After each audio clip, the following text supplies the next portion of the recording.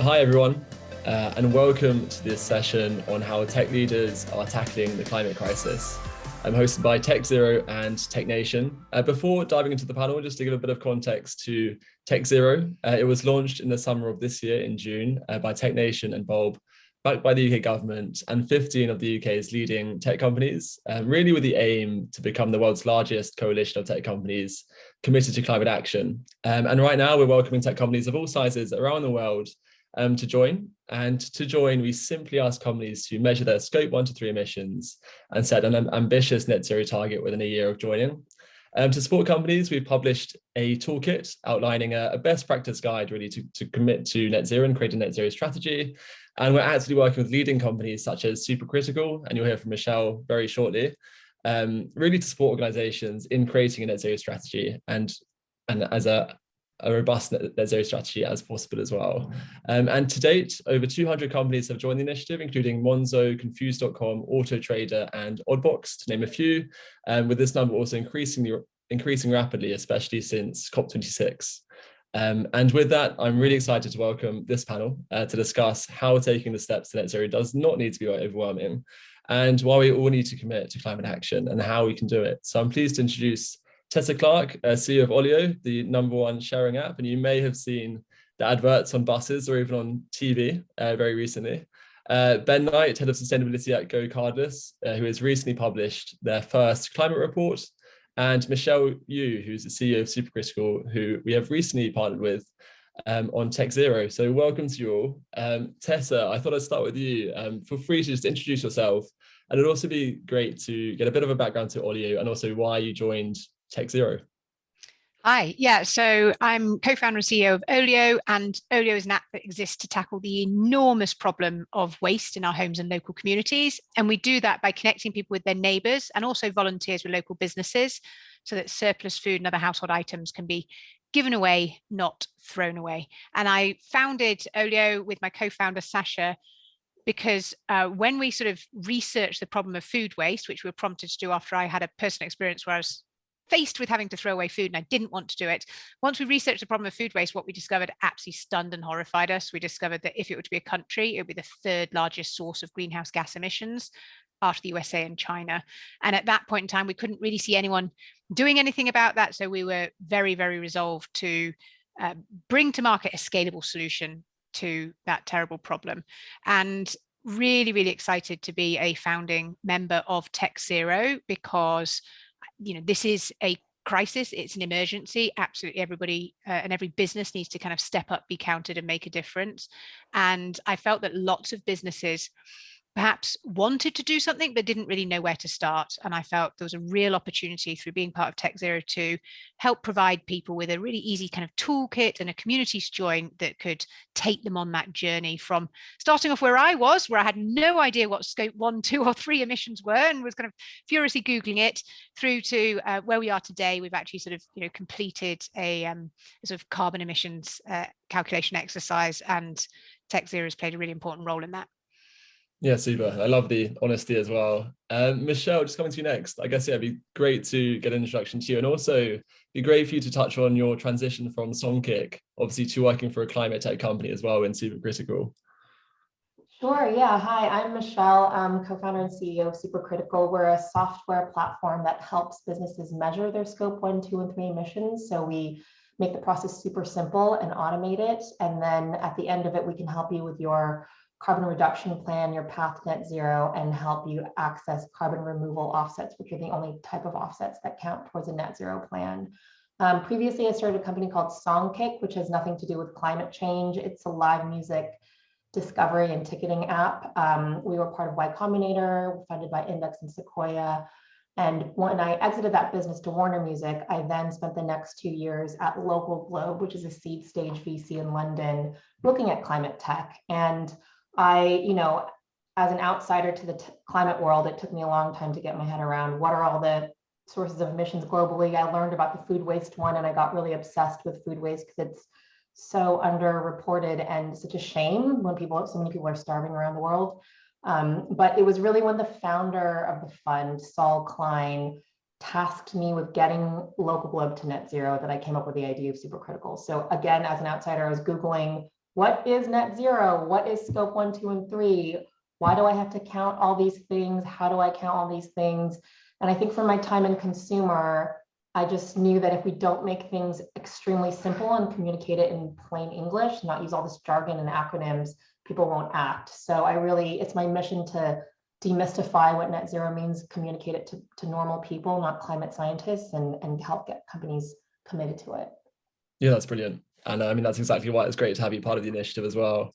And Ben, yeah, coming to you, it'd be great to have an introduction to yourself. And of course, also why Go Cardless is committed to Tech Zero as well.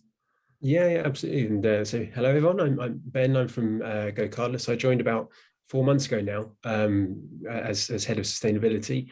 And yes, we're one of the co-founders of Tech Zero back in the spring, which I think for us, the reason why we joined was because Bulb were one of our customers. And so it was very much led by that customer consensus, but also our CEO and CFO were real drivers of getting behind Tech Zero and taking action on climate as part of our wider sustainability. So, and one of the reasons why I joined Go Cardless, I think, so previously I was in the space sector, so I was looking at emissions from rockets and satellites, things like that. So very much physical products, which was all really exciting. But I think what drew me to Go Cardless and the tech sector was really the benefit that we can bring outside of ourselves. I think that's a really important part of it. So yes, we've got our own net zero strategy, we're committed to science-based targets, net zero standard.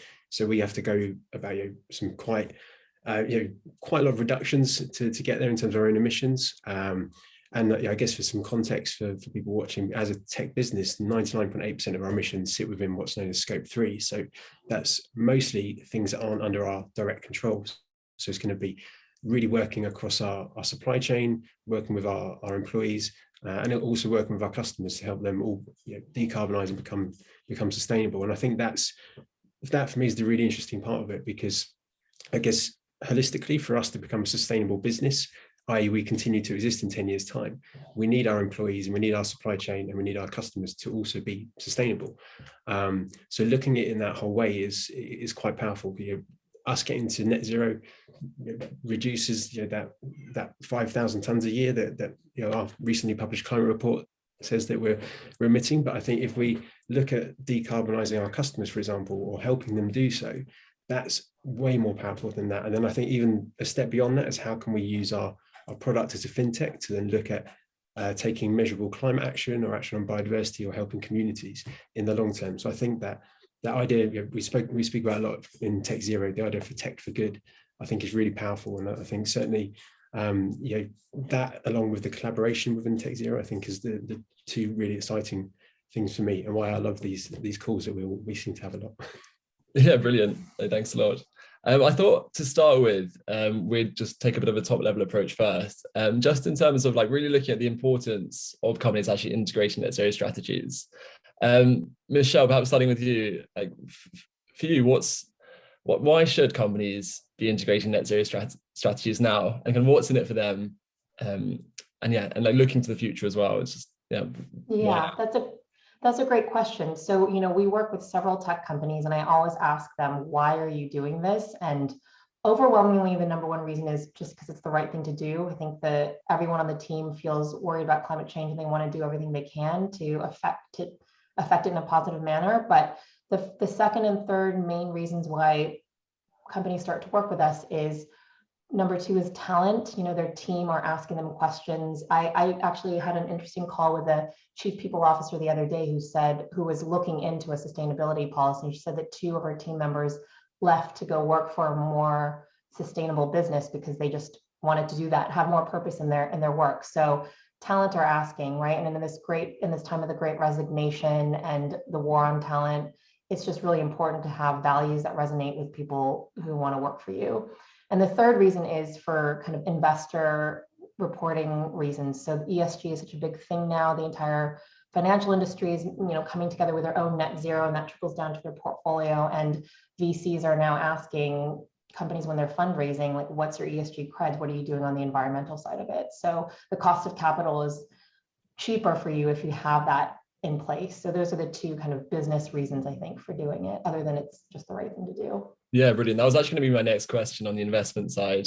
And I guess that actually falls nicely to Tessa, I was wondering, obviously, Olio, you've now raised Series B. Congratulations on that. Thank you. But for you, do you think investors are doing enough in terms of placing importance on, companies they're potentially investing in ensuring that they are, these companies are committing to net zero, have robust ESG policies?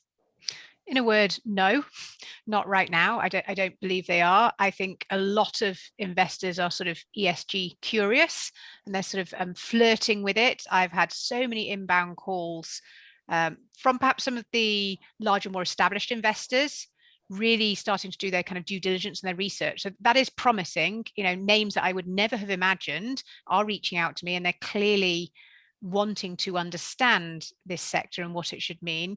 And I am seeing sort of promising movements, obviously kind of what we're doing around Tech Zero, and there are several sort of VC-led initiatives that are trying to create frameworks around ESG specifically. But is it happening at the pace that it needs to happen? Is it happening at the scale that it needs to happen?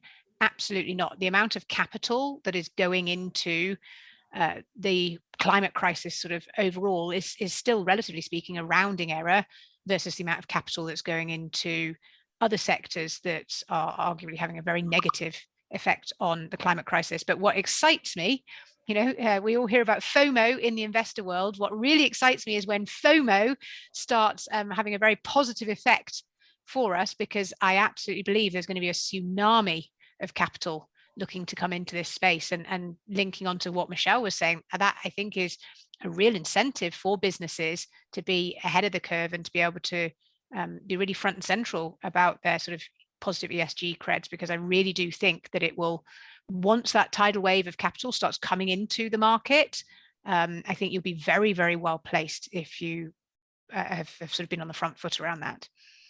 Yeah, no, that's really good to know. And I completely agree. I think I feel like at the moment we are riding this wave in the climate tech space at the moment, and I'm hoping it does continue. Yeah, to me, it feels like, I imagine that kind of that S curve, right? And it feels like we've been slogging along on that sort of very, very flat feeling bit for a very, very long time. And I feel like we're just starting to hit that inflection point at the bottom of the S curve. So it's really, really exciting times ahead, and it can't happen quickly enough, quite frankly. Yeah, brilliant. And Ben, coming to you, I guess I was wondering from a GoCardless perspective, obviously alongside the investment side, are you looking at regulation at all, and upcoming regulation? Is that part of the reason for GoCardless committing to sustainability, or is that an aspect you look at all, or are you just purely focused on climate leadership? I mean, I guess regulation is obviously important, but I think if I look at our strategy as well, we're probably ahead of regulation. And probably my request that I made a few times at COP was that we probably need more regulation. We need more standardization and things like that.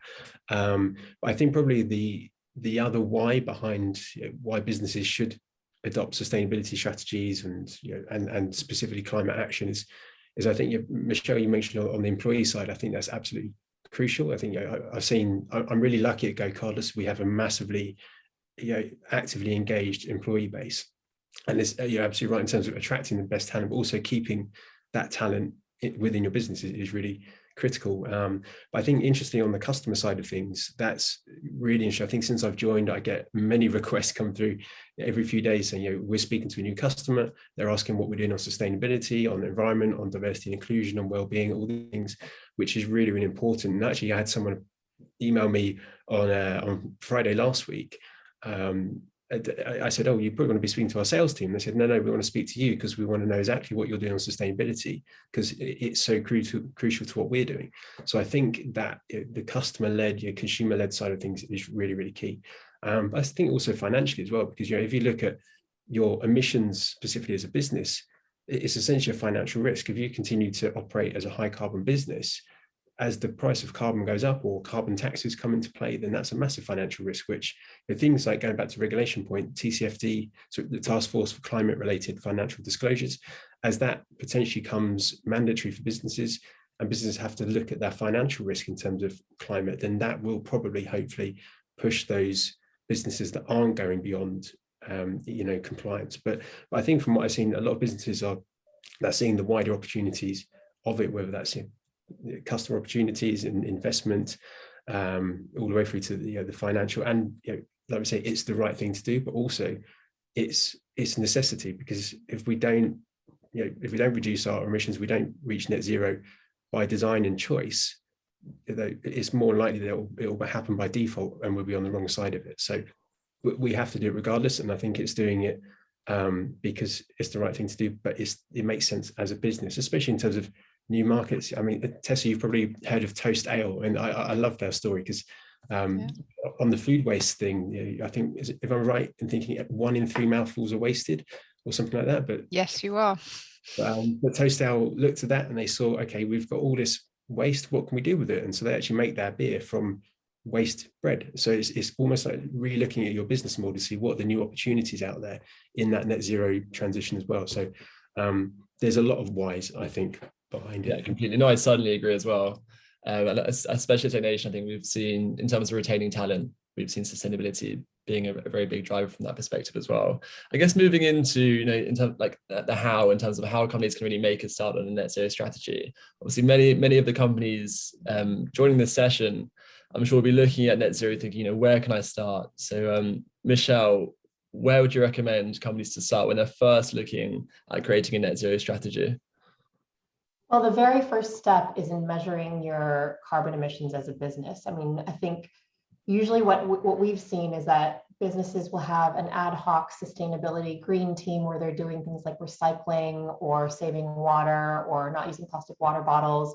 But those things in the holistic overview of your company's carbon emissions are tiny, actually. And so by doing an audit of your scope 1, 2, and 3 emissions, you have the data around what are you doing as a business that's emitting carbon that's affecting the planet. So that's the absolute first step. And whether you do that with a service like ourselves or a free calculator or a consultant, it doesn't really matter. Just do it, because you can't, as people who run tech companies, if you don't have the data, you're going to make poorly informed decisions. And once you've done that, you can have a look at what you're doing, how to reduce them, make a credible plan year on year for the next 5 to 10 years, and then see how carbon removals might play a part of that. But you can't get to net zero without that first step.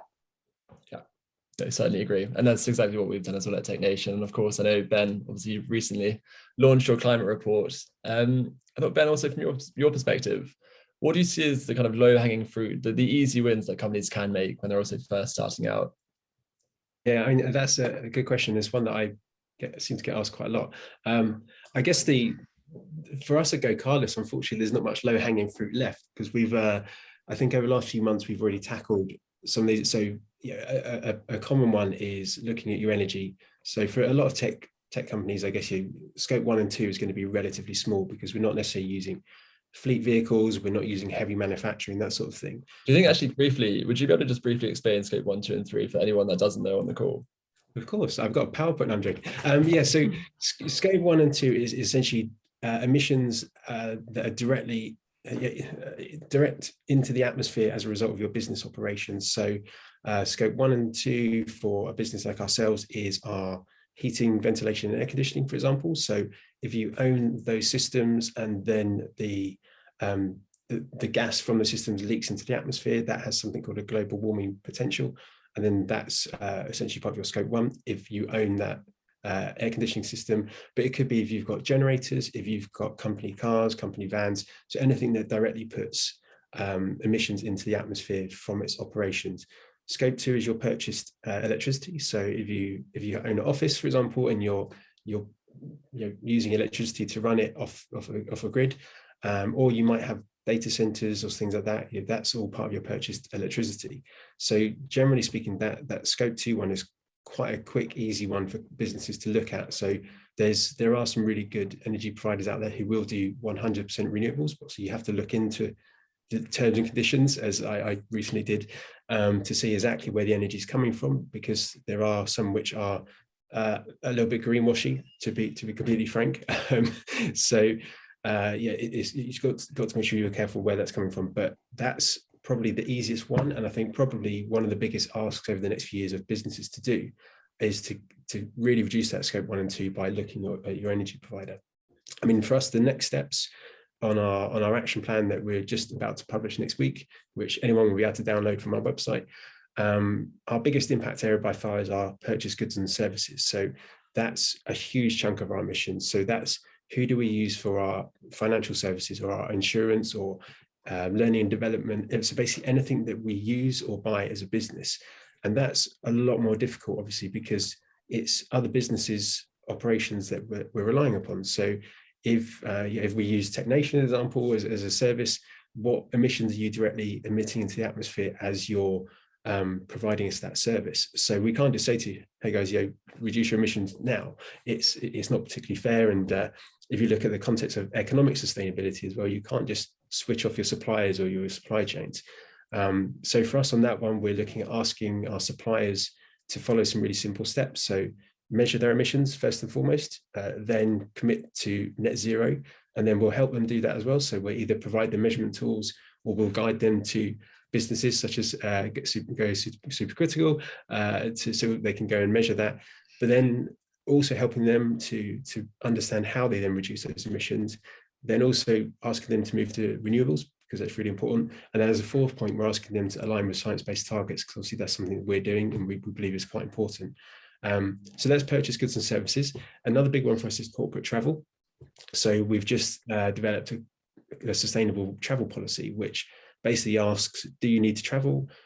Is there a way to reduce the distance? So for example, I'm in Guildford. If I'm having a meeting with someone from Reading, do we need to meet in my London office, for example? Could we meet halfway rather than, so really simple steps like that. But then what are the, can you take sustainable travel? So if I'm going to our office in Paris, can I prioritize using Eurostar over flying, for example? So all those sorts of steps. Then other things we need to look at are things like our home working emissions, which again is employee engagement, commuting, which is again employee engagement, which takes time, unfortunately. So so low hanging fruit, I'd say, is your energy consumption.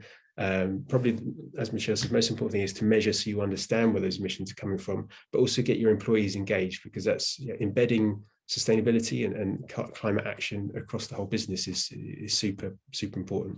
That was quite a long-winded answer, I'm afraid. It was, and you've actually pretty much answered two of my follow-up questions as well. So, because especially on Scope 3, I think Scope 3 is such a, I mean, it can be so mind-boggling and so confusing. And of course, often those emissions are outside of your direct control. I mean, almost entirely. And it's the exact same for TechNation as well. I think 99% of our emissions are Scope 3, predominantly through purchase goods and services as well. And yeah, Tessa, coming to you as well. I mean, obviously, Olio is inherently, of course, a sustainable company in reducing food waste. But I was just wondering, what steps have you taken, perhaps more internally at Olio, to reduce your emissions? Yeah, so I think it sort of starts off with the leadership team. So for both Sasha and I, this is a really important topic. And so I would definitely encourage anyone who's kind of starting off on that journey to put in the work up front to get the leadership team bought in. And if you're struggling with that, then perhaps survey the employee base, who will then give the data and feedback to convince the leadership team that this is something that's important. So first of all, you've got to kind of collectively agree that this is something important that you want to do. The next thing we did, we knew nothing about this space, but we asked Anne Charlotte on our team to carve out part of her role to really kind of take the lead on this.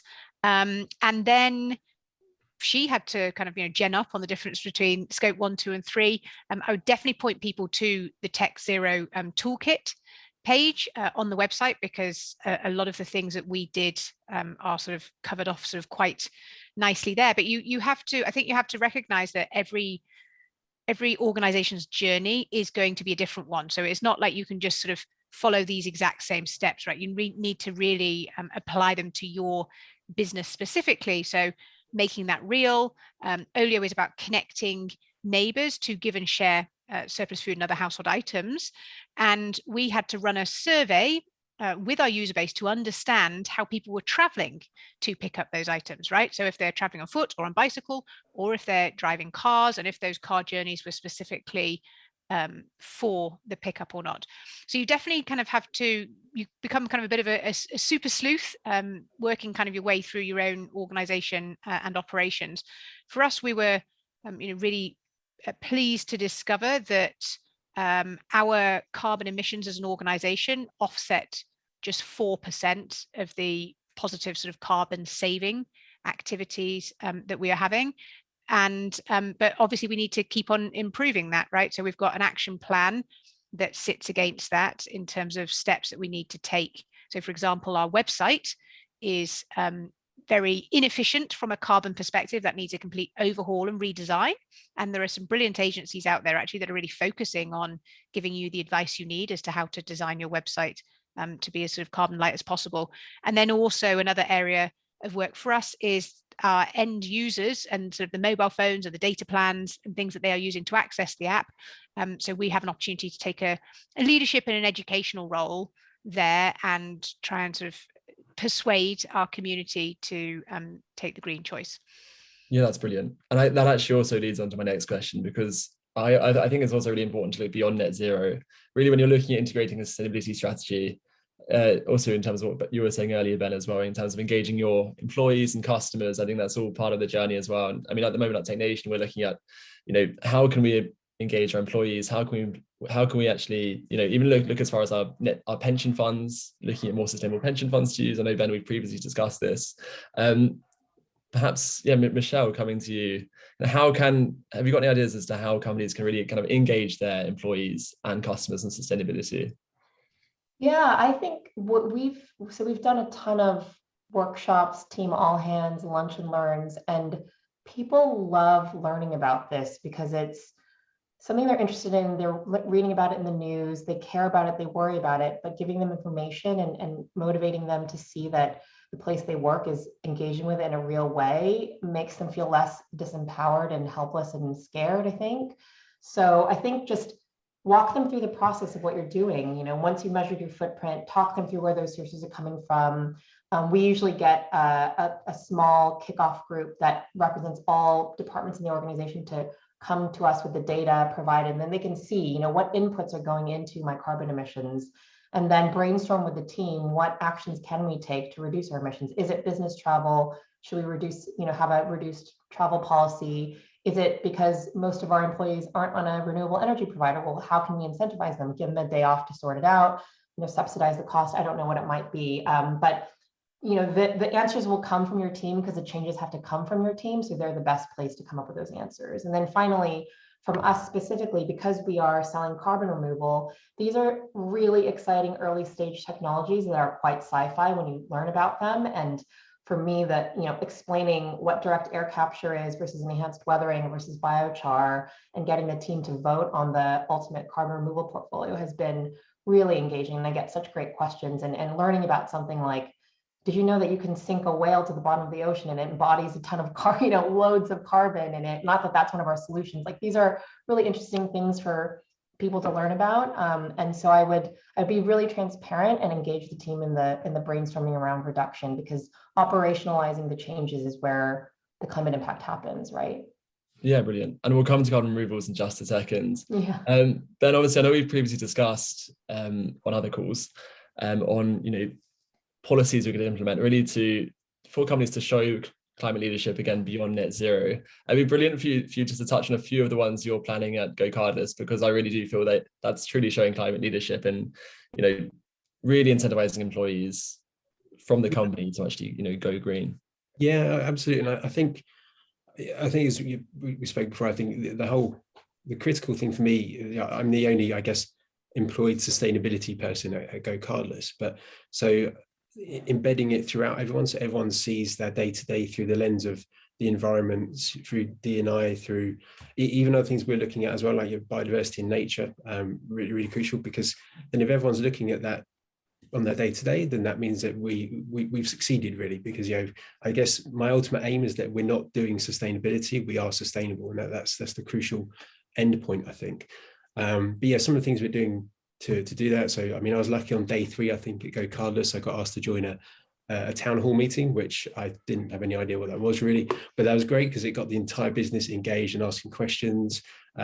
Tessa mentioned you asking people for their feedback and things, which is really important. And Michelle, you mentioned the ideas coming from the team. I've got a spreadsheet of hundreds of suggestions from people, which in the old world I would have had as post-it notes. People could write their ideas, but in a post-COVID landscape, it's just an Excel spreadsheet. But that's really important, because some of the best ideas we've got so far have come from those. So one of our ideas on corporate travel, for example, was incentivizing employees to take the train over flying by giving them a day off in lieu, so that they can enjoy the ride, as it were. And that came from one of our team in Australia. And there's So I think asking questions is really key, but then giving people the ability to make those decisions and feeling empowered to do so is key. So we've got so corporate travel policy, a procurement policy we're putting in place. So when people know that they're if they're working with an existing supplier or bringing someone on board, they know what they can look for and they feel that they're making the right decision.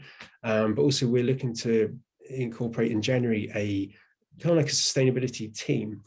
So one person as a minimum within each exec group, but then also at least one person in each location globally as well. But then we'll also train them and so that they're upskilled in sustainability. So we'll put them on some IEMA courses so that they feel empowered to make those decisions, which is really a crucial part of it, I think, in terms of that embedding. I think the sort of wider point on going beyond net zero.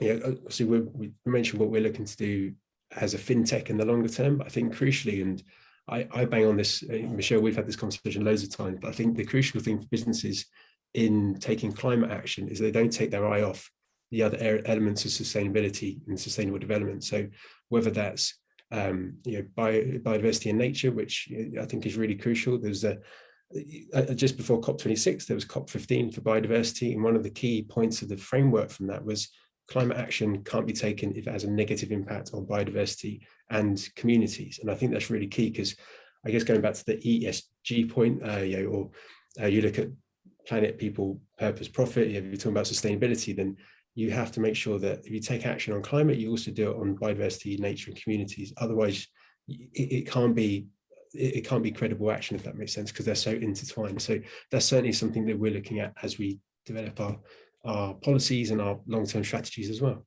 Yeah, that's fantastic. And I love that I feel like you're just ahead of us at Tech Nation. So it'd be brilliant to kind of align the work you're doing with what we're doing as well. So that's great. And similar to you, we're also looking at employee leave as well and seeing how we can support employees and having that train first policy. How do we incentivize them? And in addition to what you were saying, one idea we're currently looking at is paying the difference between a flight and a train. Obviously, flying is typically more expensive than taking the train to, say, whether it's Paris, Amsterdam, or even UK travel. So really looking at that as well as a way to incentivize sustainable travel. But I think all of those are such great points. Sorry, I can see you've got one more point. No, I just want to say, Michelle, I loved your point, by the way, on giving people a day off to sort out their energy providers. I've written that down and I'm going to borrow that if you don't mind. I think this is the thing is, I think before you actually try to come up with a net zero plan, you think that there's this perfect corporate answer that you just don't know about because you're not experienced enough. But now that I've talking to people like yourselves, you're working in the thick of like, how do we actually reduce our emissions? And it's sharing ideas and saying what works and figuring out what did your team respond to, what take up did you have on this. And the other day, a CEO told me he's going to make it part of the employment contract to switch to renewable, which I thought was a bit hardcore, but there's loads of ideas that we're just at the beginning of figuring out what works. And that's why I think the Tech Zero group is so great, is that you can just exchange ideas and share what's working, because nobody has the answer. Exactly. I completely agree. And especially when it comes to, the actionable steps, I feel like everyone gets tied down quite often in measuring their emissions and obviously science-based targets. But what I'm really keen at the moment is really creating those actionable steps to actually achieve net zero. And it's in the next year, 2 years, 3 years, not 2030, right? Exactly. Like, what do you do next year? Because that's when it matters. That's exactly it. Very conscious of time, and I'm conscious to move over to carbon removals because, Michelle, I know that is your speciality. I thought to start off with, perhaps you could just give an overview on carbon removals from your perspective, and what best practice really looks like, and also when companies should look at investing in carbon removals as well. Yeah, absolutely. So what I learned, and I'm still quite new to this space, is in the traditional offsetting market, most of the offsets you can buy prevents a ton of carbon from being emitted. So these are emissions avoidance offsets.